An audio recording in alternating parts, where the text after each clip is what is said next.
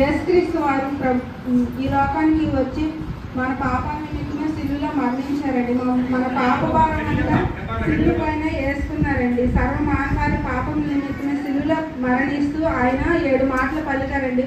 వాటిలో మొదటి మాట నాకు ఇచ్చారు, తండ్రి వీరేమి చేస్తున్నారో వీరు ఎరుగరు కనుక వీరిని క్షమించుము. ఈ మాటలో మనం మొదటిగా చూస్తున్నట్టయితే ప్రార్థన మనకు కనిపిస్తుందండి. మన పక్షాన మనందరం చేసిన పాపం నిమిత్తమే మన పక్షాన దేవుడు ప్రభు అయిన యేసుక్రీస్తు వారు తండ్రి అయిన దేవునికి ప్రార్థన విజ్ఞాపన చేస్తున్నారు. ఈ మొదటి మాటలు మనం చూసుకున్నట్లయితే మనకి ప్రార్థన కనిపిస్తుంది. వాళ్ళు యేసు ప్రభు వారిని అంతగా హింసించినప్పటికీ, చిత్రహింసలు చేసినప్పటికీ అయినప్పటికీ కూడా వారిని అయితే తండ్రి వీరేం చేస్తున్నారు, వీరు తెలియకే ఇదంతా చేస్తున్నారు కాబట్టి వీరిని క్షమించండి ప్రభు అని వారి పక్షాన ఉండి తండ్రి ప్రభు అయిన యేసుక్రీస్తు వారు తండ్రి అయిన దేవునికి ప్రార్థన విజ్ఞాపన చేసేవారిగా మనకు కనిపిస్తున్నారండి. మన ఆలోచనలు బట్టి ఆయన ముళ్ళకిరీటం పెట్టించుకున్న మనం చేతులతో చేసిన పాపాలను బట్టి మనం కాళ్ళతో చేసిన నడకలు చెడు నడకలు బట్టి ఆయన కాళ్ళు చేతుల్లో శీలలు వేయించుకున్నాడండి.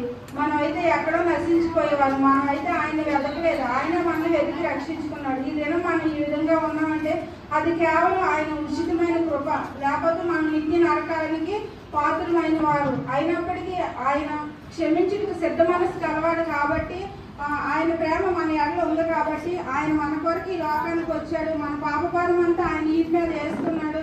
మన పాపాలు ఆయనే సిలువలో మరణించాడండి. ఎంత గొప్ప ప్రేమ గల దేవుడు అండి, లేకపోతే ఆయన ప్రేమ ఎంతో గొప్పది. ఈ మాటలు మనం చూసుకున్నట్లయితే క్రైస్తులుగా మనం క్షమించే మనసు కలిగి ఉండాలి. మనం ఇతరుల ఎడల, మన సహోదరుల ఎడల క్షమించే మనసు కలిగి ఉండాలండి. మత్తయి సువార్త 18వ అధ్యాయం 21-22 వచనాలు.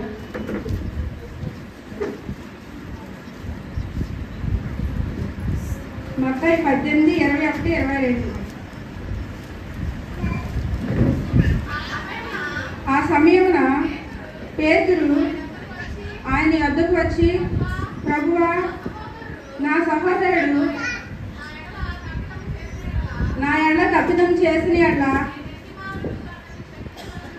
నేను ఎన్ని మార్లు ఆయన్ని క్షమించవలను. ఇక్కడ పేతురు యేసు ప్రభు వారి దగ్గరికి వచ్చి అడుగుతున్నాడండి, నా సహోదరు నా ఎడల తప్పిదం చేస్తే నేను ఎన్నిసార్లు క్షమించాలని అక్కడ అడుగుతున్నాడు. చదువు. 70 ఏళ్ళ మార్లు మట్టుకు క్షమించవలను. అంటే మనం జీవించే జీవితకాలం ఎంతండి?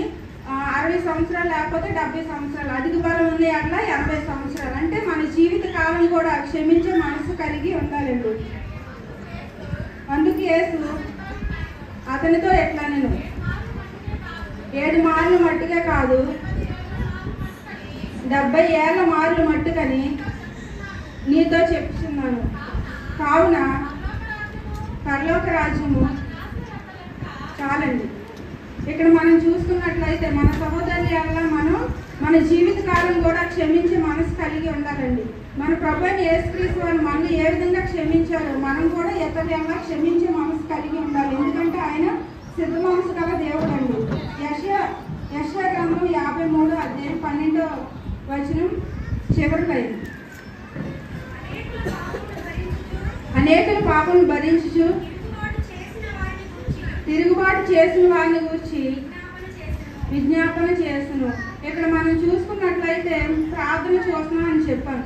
అలాగే అక్కడ అనేకులు పాపాల నిమిత్తం ఆయన విజ్ఞాపన చేస్తున్నాడు. ఇది లేఖనం నెరవేరబడినట్లు ఈ విధంగా జరిగిందనమాట. మనం కూడా మన సహోదరుల ఎడల, ఇతరుల ఎడల క్షమించే మనసు కలిగి ఉండాలని కోరుకుంటే చిన్న మాటలు దేవుడు దీవించును గాక.